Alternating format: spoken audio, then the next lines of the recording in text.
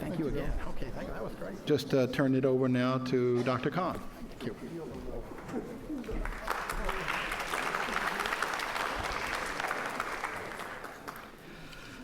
Thank you, Bill, once again, and good afternoon to all of you. And I want to especially thank you for coming today, in spite of the torrential rain outside.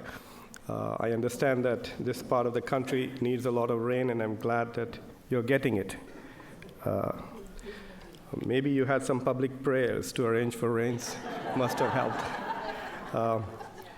I'm going to talk about Islamophobia and American presidential elections. I want to attract your attention to a website that you see up there. And this is my website. And I have written a lot of articles on religion and politics in the US for various newspapers which are available there. I even tried to coin the word political Christianity, but it hasn't caught up. But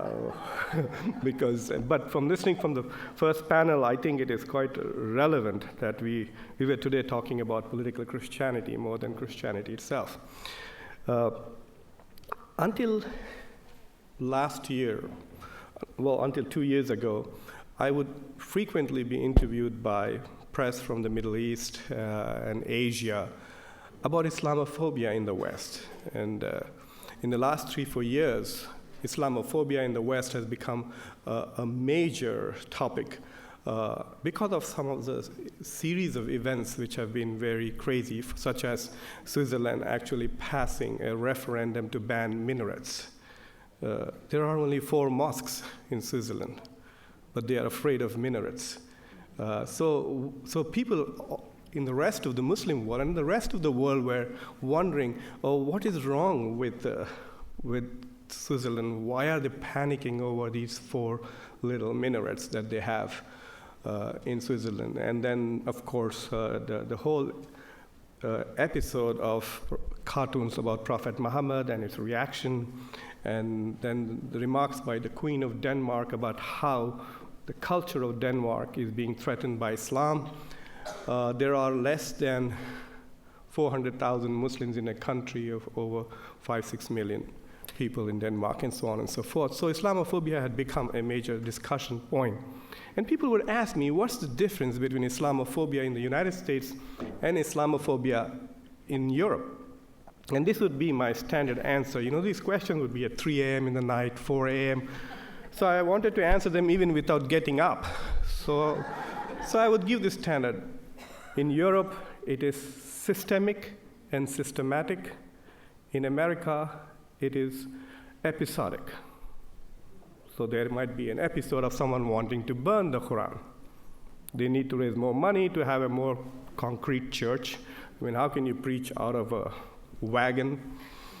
So you decide the best way to do is to burn a Quran and get some attention, worldwide or nationally. So occasionally we would have some kind of an episode like that. So I said Islamophobia in the United States is episodic. But in Europe, it's very systematic. Laws are passed. To give you an example of how systemic it is, that it took France several years to pass a law to ban the burqa. We don't mind people whose name is burqa to sit here and chat and talk to us. But in France, the word burqa had become anathema. According to French intelligence, there may be 300 to 800 women who wear burqas in France, period. In a country of nearly 70 million people, I can guarantee you that we have probably a couple of million people who wear all kinds of weird clothes. But these 300 to 400 or even 1,000 women who wore burqas were scaring France's culture.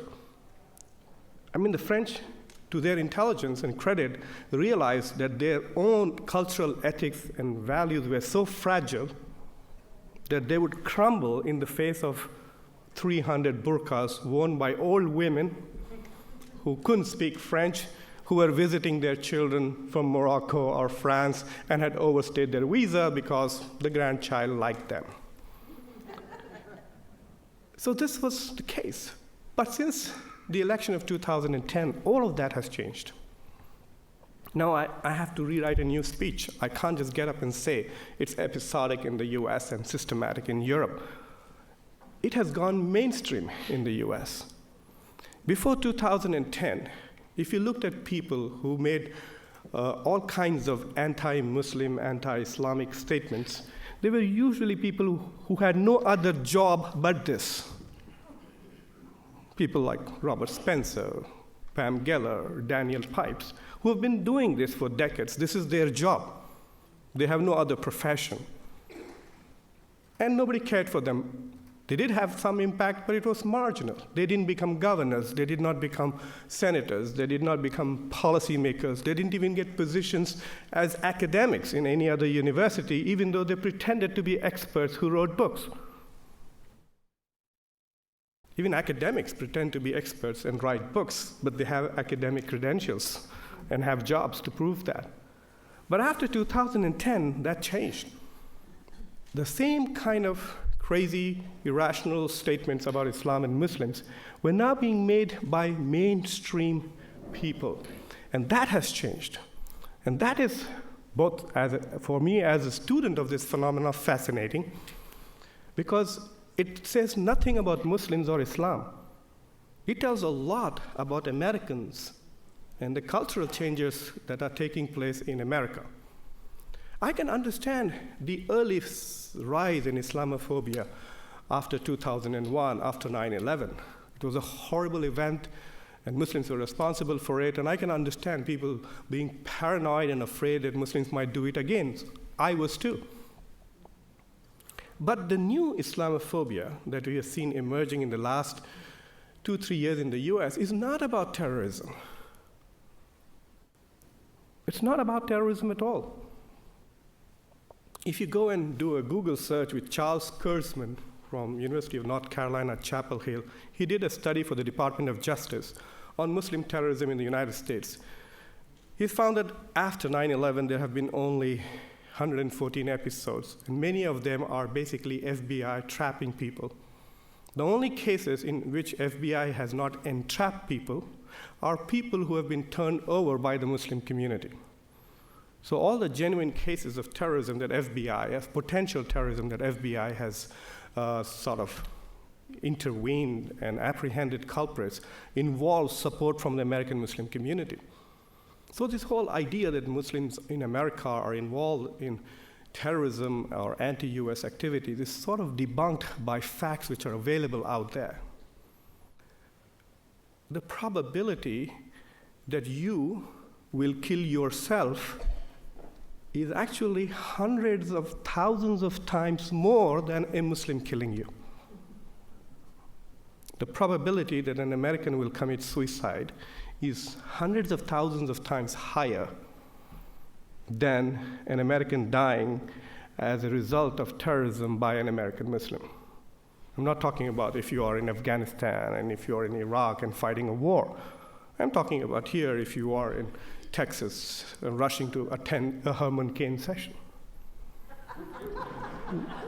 The chances that you might kill yourself are hundreds of thousands of times higher. So what is this new fear about? It is about something very interesting. It is about Sharia, about Muslims enforcing Sharia on Americans. Now that's why this fear of Islam is Islamophobia, because it's an irrational fear. And let me see if I can explain to you why it is irrational fear. There are about only 0.7% people in this country who are Muslims, really Muslims, not the ones like Obama and others. Okay, so about 2.35 to 2.5 million Americans out of 315 million Americans are Muslims. And out of those Muslims, I think Muslim families have 3 to 4 kids. So we are looking at maybe 1.2 million adult male Muslims. So basically, you're looking at 3 in 1,000, the probability of Muslims. Now, to assume that this tiny minority of Muslims will successfully impose the whole of Islamic Sharia on the whole of America is mind-boggling. For the last 30, 40 years, American Christians have failed to impose the Christian Sharia on America. Banning abortions, banning gay marriages, etc. What have they achieved? Evangelical Christians, with all the money that they spend in politics, they got nothing. The Christian Sharia, given the fact that the majority of people in this country are Christian, has failed. Muslims don't have that kind of resources that are available to Pat Robertson. So to assume that these little tiny group of Muslims are going to make you all wear burqas and grow beards, it's amazing. It tells you how irrational and profoundly out of reality. I mean, you're on Fox TV News, that's it, you live on that planet. So that's why it's irrational, this whole idea that no, the fear of Islam is not irrational. That's wrong. If you're afraid that Al-Qaeda may come and attack you, that makes sense. But to say that no, now that Muqtedar has come to Houston to visit for about 36 hours, Sharia will be imposed in Houston, that is a crazy notion. That is where you become irrational and afraid of Islam. So since 2008, this has become a major strategy to scare people into saying that, oh, if you do not help us, if you do not support us, then Islam will take over America. And this has gone mainstream. 25 states in the United States are trying to pass laws banning Sharia. And this is amazing. They might as well pass a law saying Martians shall not drive in Oklahoma because the probability is the same. And let me tell you how mean it is. If you actually look at the laws, in one of the states, and I think it is Oklahoma, if a Muslim was caught washing his or her feet, it would be felony, and he or she would have to go to prison for 15 years for practicing Sharia.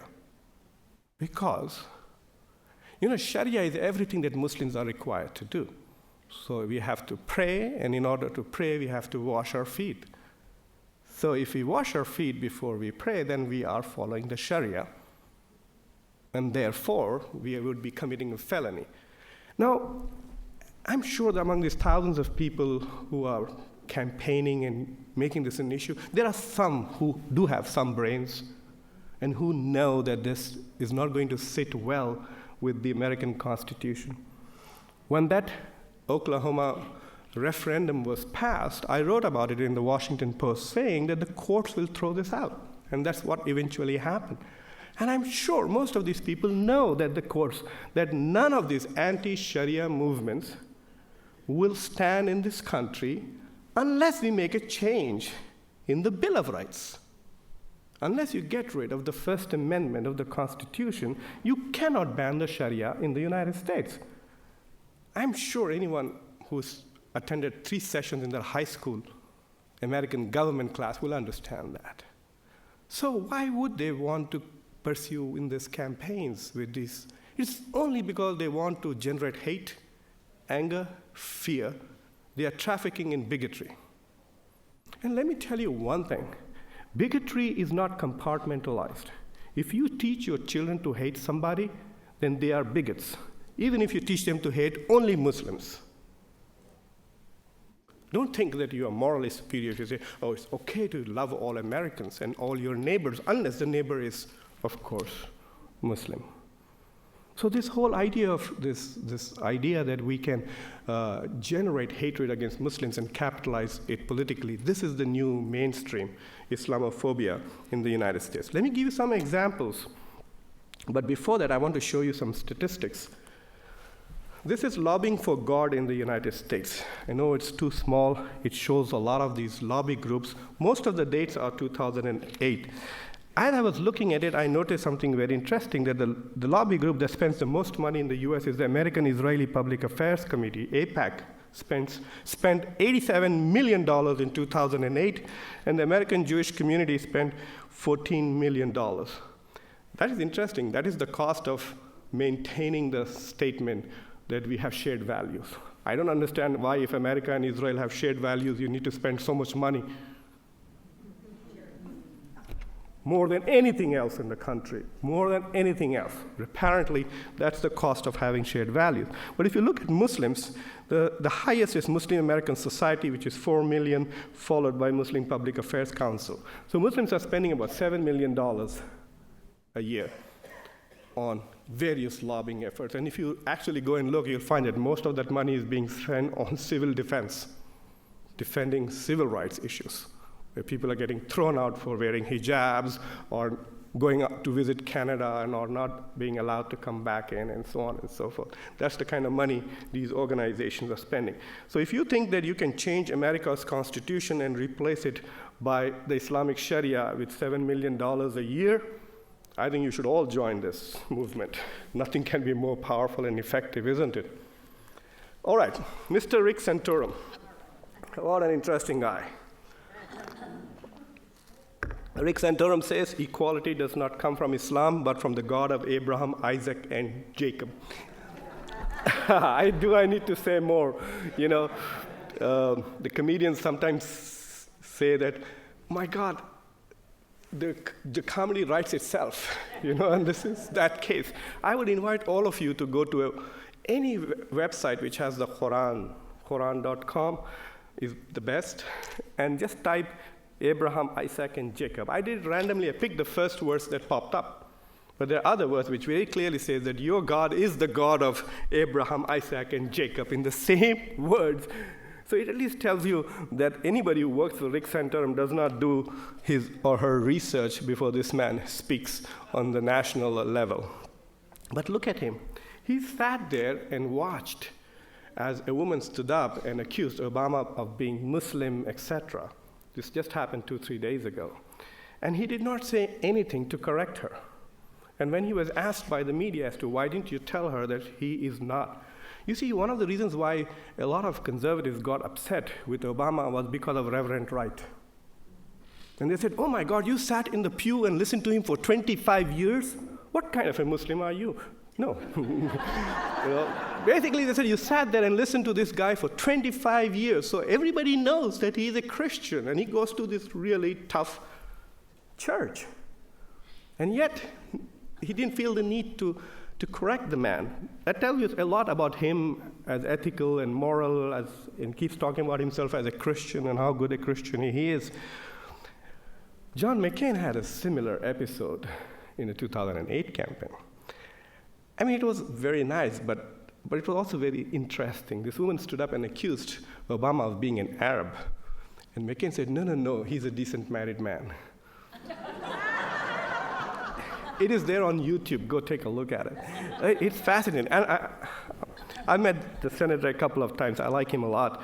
And that's not what he meant. That's how it came. Because our national leaders don't know the language to defend Muslims. They really don't know how to defend them. Even when they see bigotry, startling bigotry, staring them in the face. Herman Cain. This man is an amazing man. Okay. Actually, I think racism is still alive in America.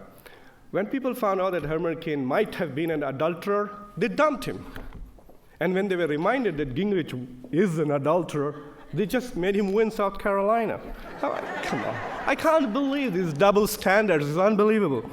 But anyway, first he says, I do not believe in discrimination based on religion. As if we doubted it. Come on, you're an American. We believe that all Americans, believe in the First Amendment. Then he says, I will not have Muslims in my cabinet. Carte blanche. I will not have Muslims in my cabinet, as if there are many. Yes, we have the right to ban mosques. Did this man ever read the First Amendment? I have it here. Congress shall make no laws respecting an establishment of religion or prohibiting the free exercise thereof or the right of the people to peaceably to assemble, etc. I mean, these Republican candidates come and wrap themselves up in their constitutions. Have they ever read it? Yeah. We had this case with Michelle O'Donnell. She really didn't know what was in the Constitution when she was talking about it. The other day, Mitt Romney was saying when he was It's funny, nobody makes speeches after they lose. Everybody has a victory speech. So after South Carolina, Mitt Romney said, and we have a blueprint, and that is the US Constitution.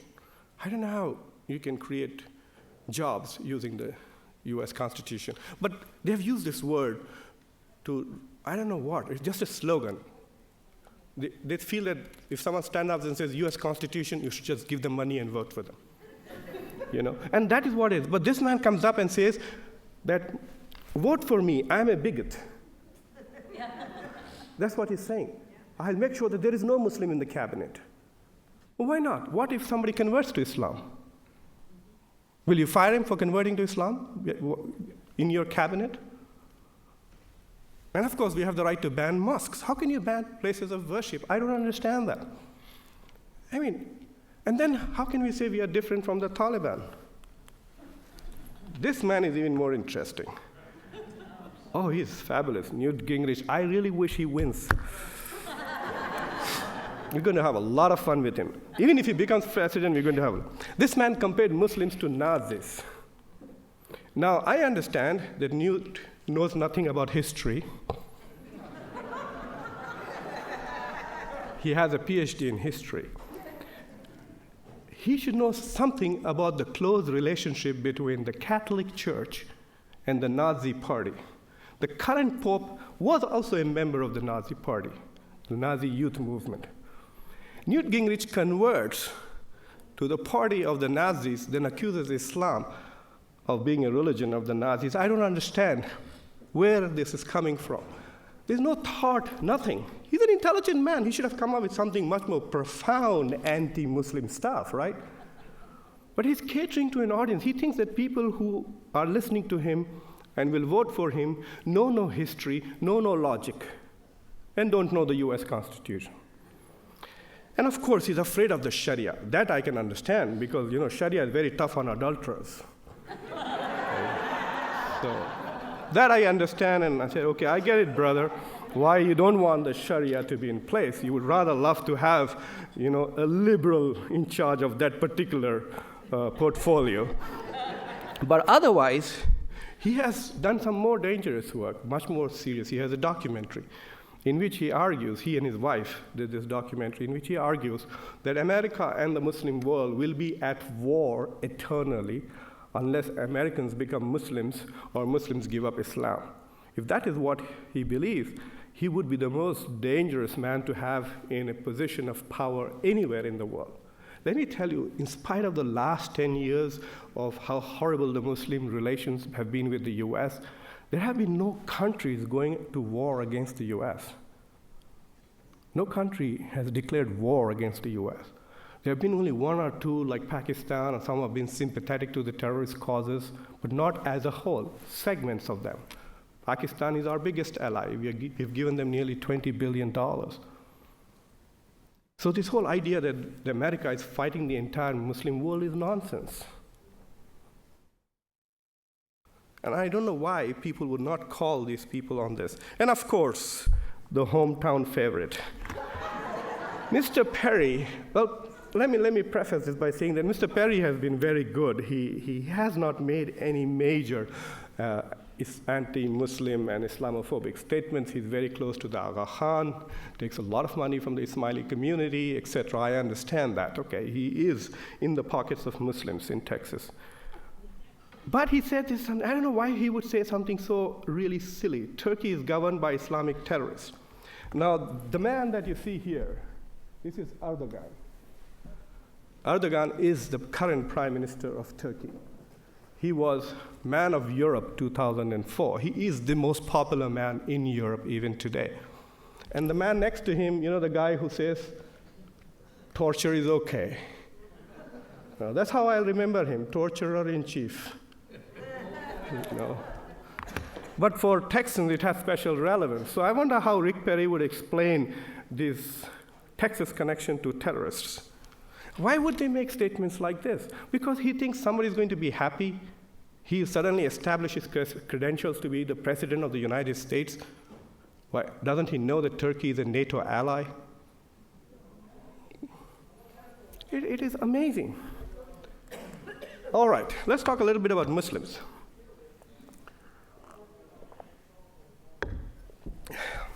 You know, when I came to the US, the first thing that I had trouble adjusting was to football. Okay. In India, soccer is called football. And they're completely opposite games. You play football with hands, and you play soccer with your feet, and it's the other way around. So I found that as a very good metaphor for Muslims in the US. When Muslims entered American politics, they said, football? Yes, we can play football. And they committed foul after foul after foul because they didn't know that football is played with hands and not feet, and the other way around. We've had 3 major debates. The biggest one was in 1999, was whether Muslims should even participate in American politics. Is it permissible? Is it halal? Is it religiously permissible to participate? There were 2 parts to that debate. One was whether Islam and democracy are compatible or not. There are fundamentalists who believe that only God can make laws. And so laws can't be made by human beings. And so in democracy, laws are made by human beings, so democracy cannot be Islamic. And then there were those who argued that politics by its very nature is a corrupting environment, and if Muslims entered politics, they would also be corrupted. As it is, we are exposed to the corrupt moral culture of America anyway, and now we will be doubly corrupted. We will be corrupted by its politics too. So we had this huge debate. I remember from September till November, before the election, I personally participated in 80 debates in various mosques. So practically every other night was driving all around the East Coast debating Islamic groups like Hizb ut-Tahrir on both those grounds. And it was very interesting. By October, I had discovered that the Jews had had the same debates in 1919 and 1920s. So I went and read up on their debates. And so I was able to anticipate all my opponents' arguments. And whenever I got the first chance to speak, I would say, this is what they're going to tell you, and now let me debunk it. And they would have nothing to say. And they would say, how do you know what we are going to say? I said, I'm not going to tell you that. Okay. And so by November, we won this debate, the liberals in the American Muslim community. And guess what we did? We actually endorsed George W. Bush. So we said, yes, we will engage in the politics. And the reason why we did it was very interesting. We requested both the candidates, Gore and Bush, to make 3 public commitments. One was to get rid of what is called a secret evidence. I don't know whether you remember, it was a big thing. Judges could arrest people and lock them up, and the defenders, lawyers could not see any evidence because, quote unquote, it was secret evidence. That was the original Patriot Act, just circumventing the US Constitution. The second thing was that we wanted him to say that we believe in 2-state, the Arab-Israeli conflict. But it was interesting, Al Gore would not meet with Muslims. He would not talk, he would not be seen.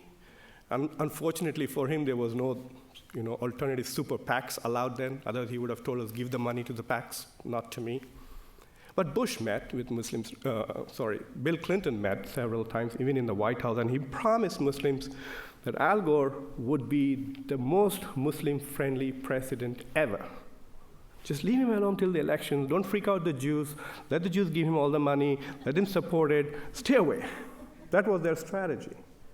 Don't upset the Jews, and we will be friendly once we win it. Just make sure that you guys vote for us. That was not enough for Muslim leaders at that time. They wanted at least this commitment. Bush said, look, I don't remember what the third condition was. He said, I will make 2 promises. And he, in the second debate, said both the things, that he believed in the 2-state solution, and he would revisit the issue of secret evidence or whatever that was. So for Muslims, it was, okay, at least this man has some dignity, some credibility, and his words have count. And so we voted heavily for him. Some of my students go and dig out the articles I wrote defending and promoting Bush in 1999 in my classes, and we have a lot of fun with those. And then a month later, I actually wrote a piece called American Muslims Ambushed by Bush.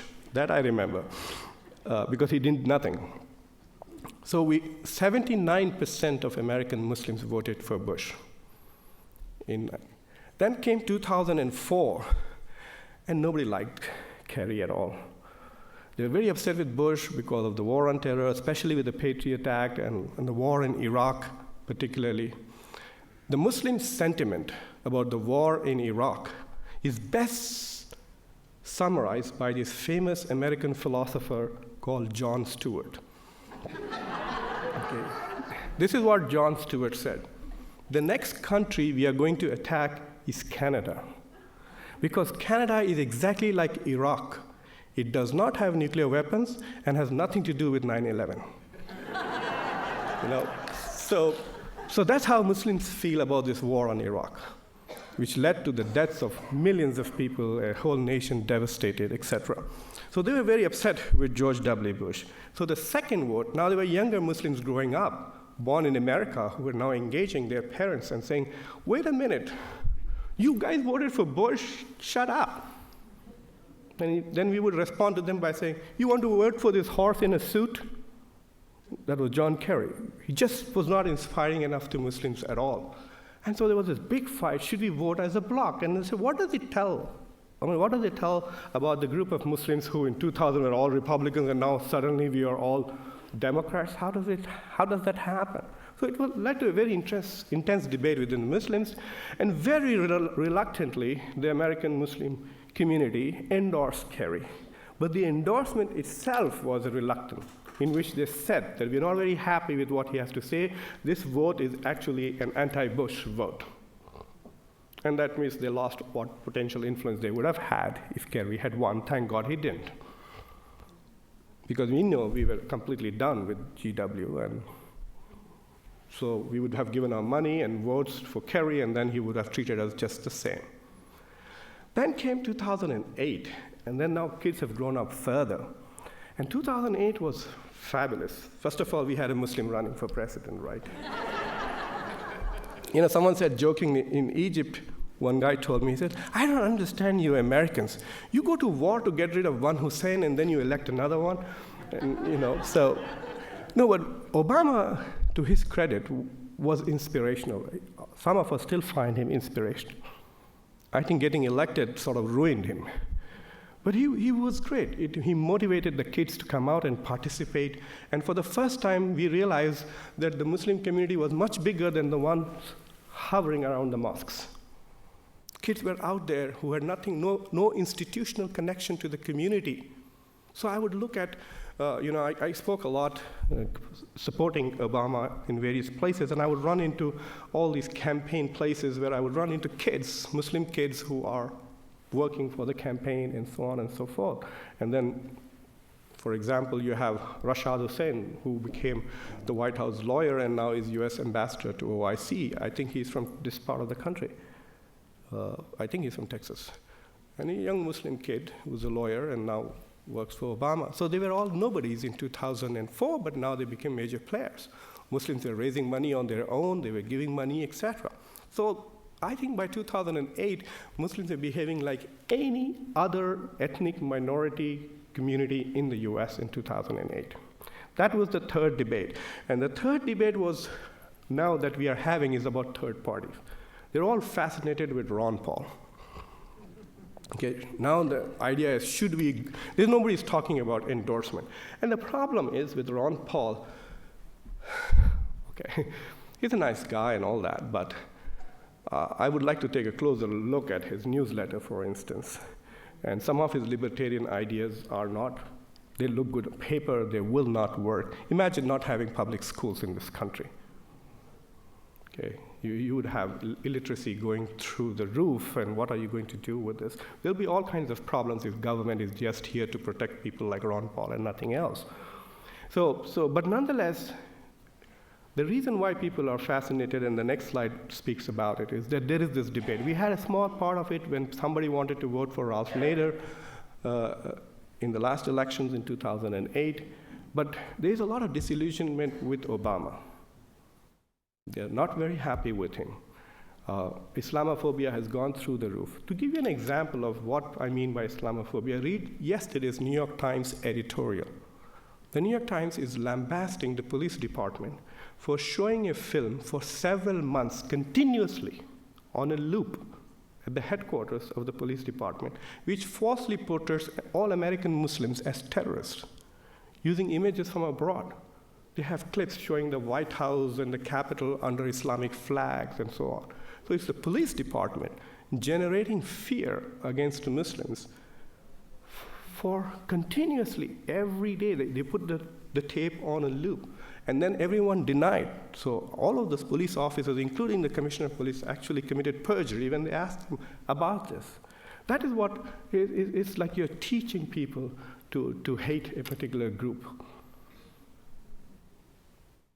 You know, when the Crusaders generated this kind of hate against Muslims and raised these armies, it took the Crusaders more than a year to reach the Muslim world. But you know what they did meanwhile, right? They slaughtered thousands of Jews on the way because they had already been licensed to kill by God, and they had already been taught to do nothing but hate. And if they can't, and let me tell you, there are very few Muslims, like I said, less than 1%. But if this whole country is taught to hate, they're going to hate others who are next door. Muslims are not everywhere for you to conveniently hate them. It'll spoil further the atmosphere of this country, which is already very problematic to begin with right now.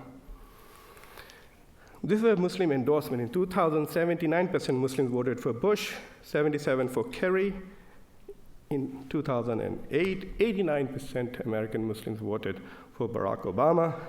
It will be very interesting if we can get a sense. These are guesstimates. These are by Muslim organizations reflecting about their memberships. So there are lots of Muslims who are not associated with Muslim organizations, though we can't say with any degree of certainty how they voted. I have a feeling that few of my articles and wisdom will prevail, and Ron Paul will not get Muslim votes. It'll be ridiculous. In George Bush won by a thin margin in Broward County, American Muslims met with Jeb Bush to show him that nearly 10,000 Muslims in Broward County voted for G.W. Bush in 2000. If he hadn't got Muslim vote, he would not have been president. All right. There are two types of Muslims broadly: those who are mosque-centered and those who are outside the orbit of mosque. Yes, 5 minutes, right. Mosque-centered Muslims, for example, are those who are associated with all these organizations: CARE, MPAC, Council on American Islam, Islamic Society of North America, MAS, etc. Their leaders have our email addresses, and they send you email and influence your politics, tell you who to vote, etc. Then there are those who are not connected, they're on their own. Now, the thing with mosque-centered Muslims is that they are political liberals but social conservatives. That's the whole problem. They are for affirmative action. They are for government programs, but they are against gay marriage. So for them, they're very confused because neither party fits them. So that is one permanent dilemma for religious Muslims, that they believe in being charitable and helping the poor and the marginalized. So they are very social justice oriented, and therefore very, very attracted to Obama because of that. But they're also social conservatives. Those Muslims who are outside the orbit of the mosque, we know less about them, but they tend to act like free agents, and those who are heavily active are like any other American. There's nothing about their Muslimness which influences their politics. Farid Zakaria, for example, is a very good example of outside the orbit of the mosque. He's a Muslim. He's not influenced by any of these Muslim organizations, and neither are the Muslim organizations influenced by him. So he votes based on his politics, like any other Harvard-educated liberal politician would vote. The second part is the Muslims. There are those who are foreign policy focused. They are like Pakistanis are obsessed with the drone attacks right now, and thousands of civilians who are dying in Pakistan. Then there are the Arabs who are very upset still about what happened in Iraq, and of course the Palestinian issue, which runs across all Muslim communities. They are very skeptical and cynical, even about Obama. They are very angry. They are also very argumentative. They are very excited about Ron Paul because of his foreign policy or his lack of foreign policy. They also like to believe in conspiracies a lot. Then they have wider political interests. Then there are those who are not so much focused on foreign policy. They are more optimistic, hopeful, focused on rights, very much focused on social issues, women's issues. To me, this is the part of the Muslim world I like better. I try to work with them. They are younger, American educated. Most of them are American born and brought up, or or some of the visionary immigrants who came from various parts of the Muslim world. So my main concern is that hate speech has now translated into meaningless legal actions, like trying to ban the Sharia, etc. But what it has also done is raised hate crimes. There are genuine people trying to bomb mosques, people beating up Muslims just because they are Muslims. This level of hate crimes has increased significantly in the last few years. And I think this intolerance and bigotry against Muslims is an electoral fundraising strategy, and I think it is despicable and should be recognized as such. Republican candidates wear their bigotry as a badge of honor, which is the shocking part. It's not that they are bigots. They actually take pride in being bigots. And I think that is the thing that we should all be worried and concerned about. The good news is that your freedom of speech has been restored. Unlike the previous panel, you are allowed to speak in this panel, so I'll be happy to take questions. Pretty much out of time. Oh, sorry, Bill. Shall we take two? Okay. Let's take two. Yes. I just wanted to ask, for centuries and centuries and centuries, the Jews have been the people that can be picked upon the most. The Crusaders certainly weren't the first to decide to kill all the Jews, and that has happened since the beginning of time, practically. Do you think that this anti-Muslim now that is prevalent has replaced that, or it's alongside it? There are two views. Muslims in the West don't think like that. They say, okay, fine, we are the new Jews. But look, what happened to the Jews? We would be happy if the same things happen to us now, later. So they're not that worried. Muslims in the West, especially those who are born and growing up, whether in Europe or in America, are very hopeful. Especially American Muslims are very positive. If you look at the data, they are more content than the rest of Americans because they're doing well also. So they are not very worried. It's just that things could be better, so why not, is the point. Why should we have Islamophobia in this country to begin? Why should people like Herman Cain? If Herman Cain said that I will not have blacks in my cabinet, churches shall not be allowed, do you think we will run him out of the country, isn't it? So that's how American and European Muslims. But Muslims in the Muslim world are much more paranoid about this. Like when I was speaking in Morocco recently, I said I'm not really very worried. I still think that there is no place on earth which treats Muslims better than America does, even now. So he said, yeah, but don't forget Spain, is what the man responded to me by saying that Spain was this great place where Muslims lived and governed, and then they were wiped out. So why won't that repeat itself is the question. But I don't think so. America has, and people talk about this built-in pendulum where once it goes to an extreme, it tends to return back. So I think that all these bigots will be discredited very soon, and we'll find somebody else to hate, inshallah. Yes, the second one. Yeah. So there have been reports that I haven't heard verified that there was a massive sweep arresting of many people who are either Arab, possibly Islamic as well, shortly after 2001. Thank you. Anyway, so is there any evidence of that?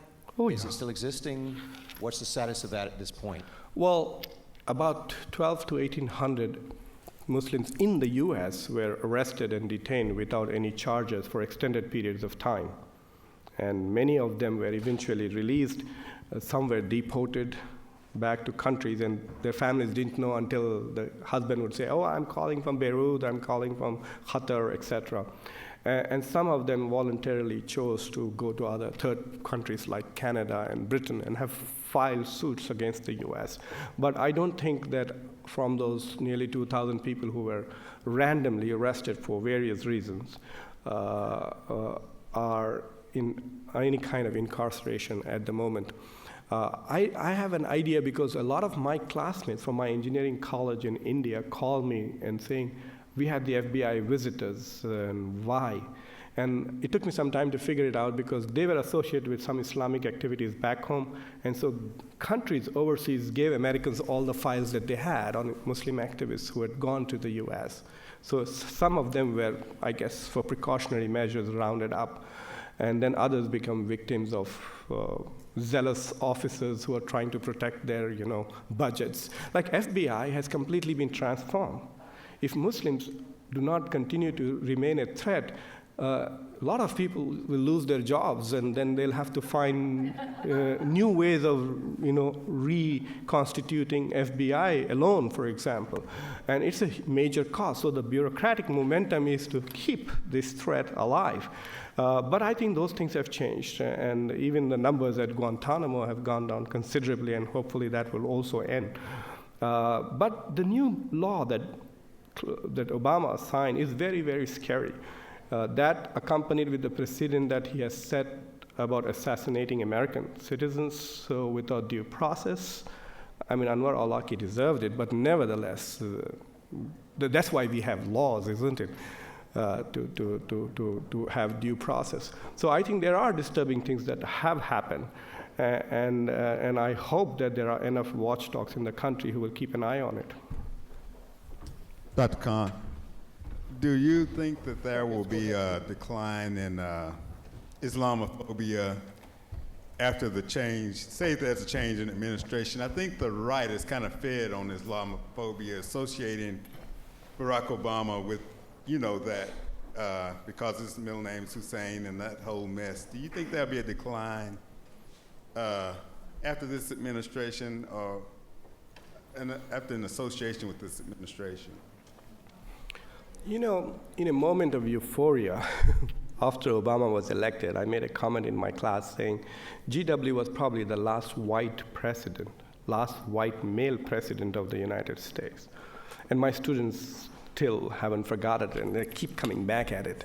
It bugged them so much. It was supposed to be a throwaway line, a joke. But then I realized that that's a very powerful thing that this country has to adjust. We have achieved something by electing a half-black man as president. He's not black, for God's sake, he's half-white. I don't know why we don't think of him as half-white all the time. We wouldn't have any problem in this country. But the fact is that issue, I think that once a majority of us get over that bump, then, because they can't call him, you black man, they have to say, you Muslim man. See, that's the thing, even though they know that he is not. So that's the issue with those who are being Islamophobic. And in order to justify that they're not bigots, they have to buy into this Sharia conspiracy when it is impossible. I mean, it's impossible in this country to make meaningful constitutional reforms. To bring Sharia into place, it's ridiculous. The only way it will happen is everybody converts to Islam. And let me tell you that there are 55 countries with Muslim majority, and even they have not succeeded in implementing the Sharia. So the irrationality of the whole thing is astonishing. Thank you very much.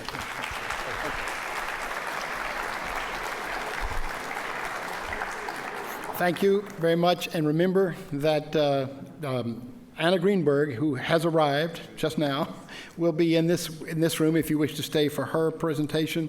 Dr. Neil Lane will be in the room right behind us, and we'll have a few minutes to switch. And again, men's restrooms over here, ladies over here.